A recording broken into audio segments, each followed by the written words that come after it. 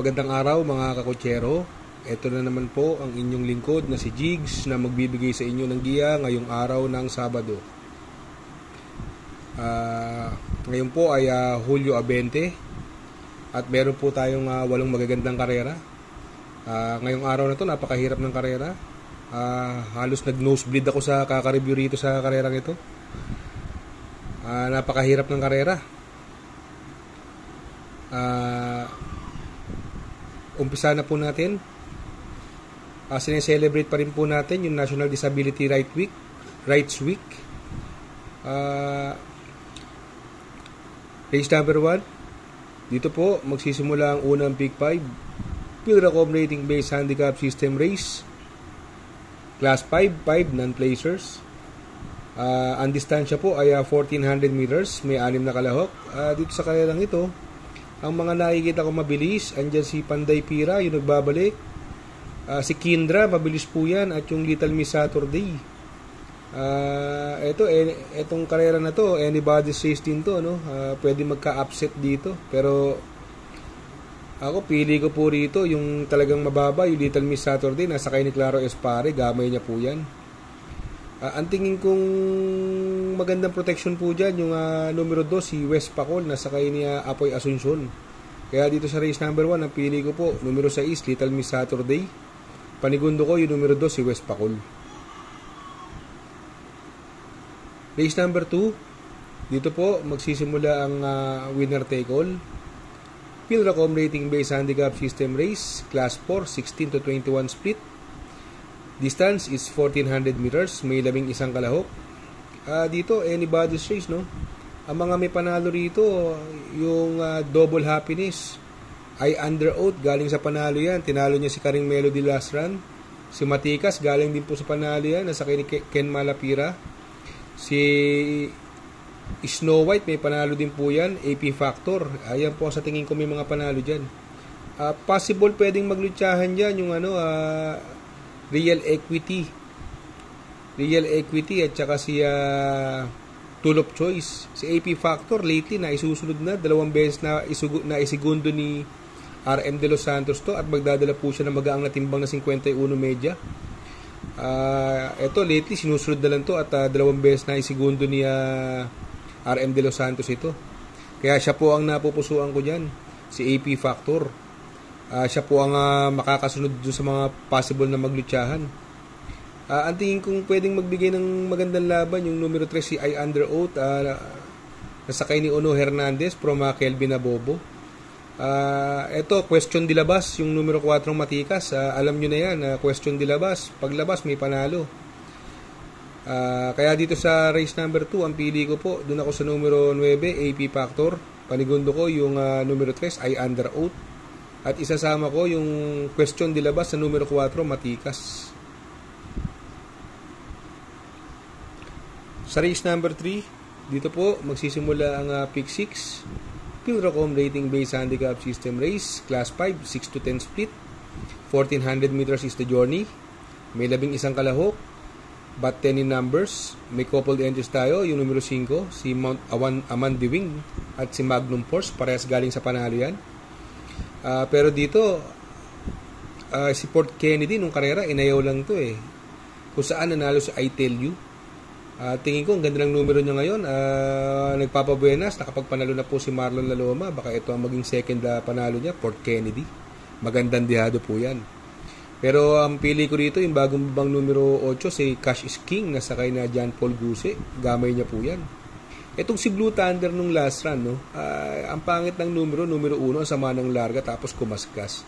Ito tingin ko, malaki panalo ngayon dito nito si Blue Thunder. Gamay po yan ni JT Pabilik si Blue Thunder. Kaya dito sa race number 3, ang pili ko po rito, doon ako sa numero 8, Cash is King.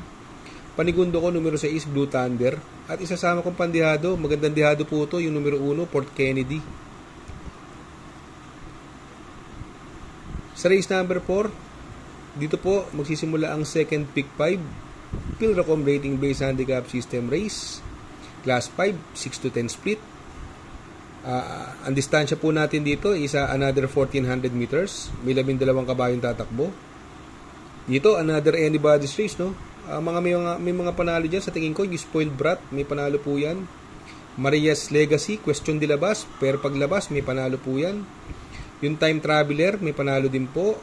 Sultanov, yan, bumaba ng laban yan, sakay ni Christian Advincula, gamay na gamay niya po yan. Kaya dito sa race number 4, ang possible scenario dito, pwedeng mauna rito si Time Traveler. Nung karera, hindi kasi nauna to si Time Traveler. Sakay pa rin ni King Flores.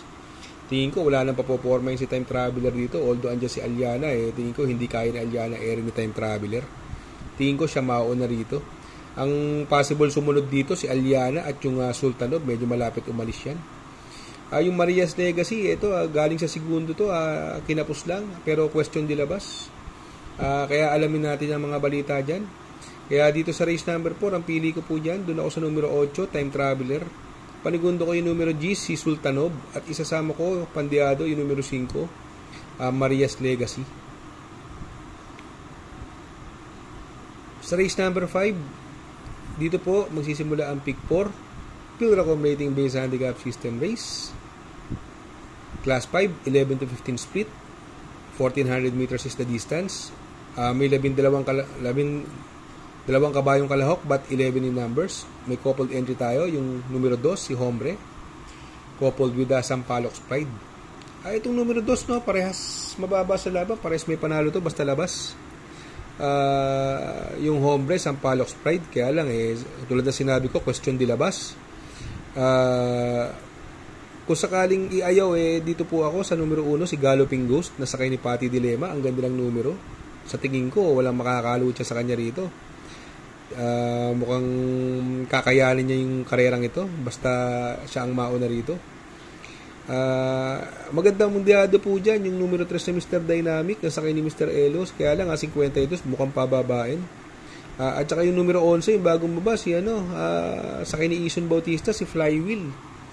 Si Flywheel, alam naman natin na medyo malalakas ang nilalabanan niya, nakadihado po yan. At tinalo niya sa maiden si Heavyweight. Si Carried Away, ito nanalo din pundihado yan, sakay ni Bumbong Villegas. Pero ako, mamimili po ako. Ang pili ko po rito, doon ako sa numero 2, Hombre, coupled with Sampaloc Pride. Panigundo ko, numero 1, Galloping Ghost. At isasama ko, pandihado, numero 11, si Flywheel. Sa race number 6, Pilracom Rating Based Handicap System Race, Class 4, 34 to 39. Distance is 1,400 meters. Dito may 6 na kabayong tatakbo.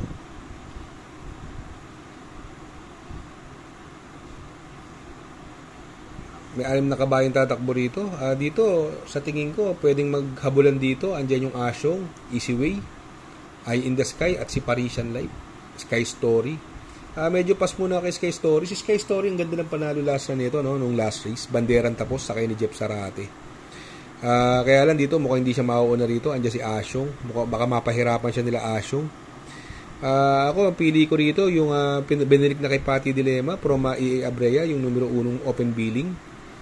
Sa tingin ko, siya ang horse to beat dito. Ang tingin ko pwede magbigay ng magandang laban dyan, yung numero 3 na Saratoga Chrome, na sakay ni Uno Hernandez. Nanalo na karaan to, nakapigil na nalo yan, sakay ni Uno. Si Come From Behind, medyo hindi masyadong maganda mga tinatakbo, although galing siya sa bakasyon. Ito yung pangatlong takbo pa lang niya to, si Come From Behind. Pero kung batak sa laban to, magandang diyado yan, si Come From Behind, na sakay ni Kelvin Abobo, gamay niya po yan. Pero dito sa race number 6, ang pili ko po, doon ako sa numero 1, Parisian Life, coupled with open billing. At panigundo ko rito, yung numero 3, Easy Way, coupled with Saratoga Chrome.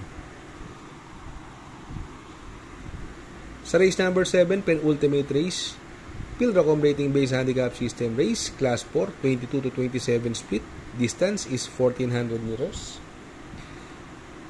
Dito po, may 10 kalahok tayo, but 9 in numbers. May coupled entry po tayo dito. Ang coupled entry po natin dito, yung numero 5, si Tugatog, coupled with Bababoom.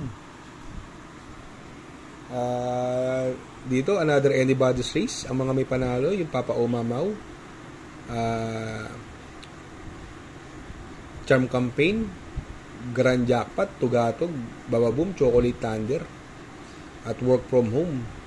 Although itong karerang to, tingin ko pwede makasolo eri si Papa Omamaw. Ang ganda ng numero. Nasa Balya, sakay ni Conrad Denson. Pwede makabuo ng eri to. Siya po ang napupusuan ko rito. Itong Champ Campaign, kung sakaling humabol to, tingin ko pwedeng magbibigay ng magandang laban dito. Yung mababa na sa laban na sakay ni Toy Pitzguera, yung numero 5 na si Tugatog. At saka yung Bababum, pareha sa may chamba po yan. Nasakay naman ni Isaac Aguila. Yung numero 7, Chocolate Thunder, may chambang diado din po yan. Kaya lang, question de labas. Sakay naman ni BJB Calyeta. Kaya dito sa race number 7, ang pili ko po rito, doon ako sa numero 1, Papa Omamaw. Panigundo ko, numero 5, Tugatog, coupled with Bababum. At isasama kong pandiado, yung numero 7, si Chocolate Thunder.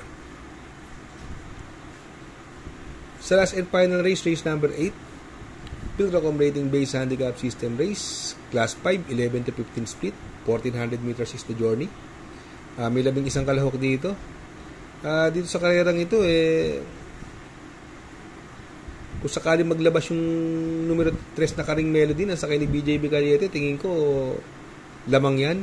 Nasigundo po yan kay under out nung karera. Hindi po siya lumagpas. Sakay lang po siya ni N.I. Uy. Ngayon naman po si BJ Calyete nasakay. Kaya lang alamin po natin ang balita. Question de labas. Kung sakaling hindi maganda ang balita, pwedeng isama yung numero 6 static. Gamay po yan ni Pabs Cabalejo.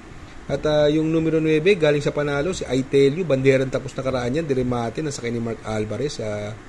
Mukhang napupuntot kong kabayong ito. Kaya dito sa last and final race, ang pili ko po rito, doon ako sa numero 3, Karing Melody. Panigundo ko, numero 6, Static. At sasama kong pandiado, numero 9, si I Tell You. Good luck mga kakutsero. Sana po ay matapat ang ating giya. At yung mga nakasunod, sana po ay magsitama po kayo. Shout out nga pala, belated happy birthday to Renato Ocampo. Ang nagpapagreet po si Reynaldo Ortega. Please, ako po makikisuyo na please like, share, subscribe and hit the notification bell para updated kayo sa aking mga giya. Good luck po and happy racing.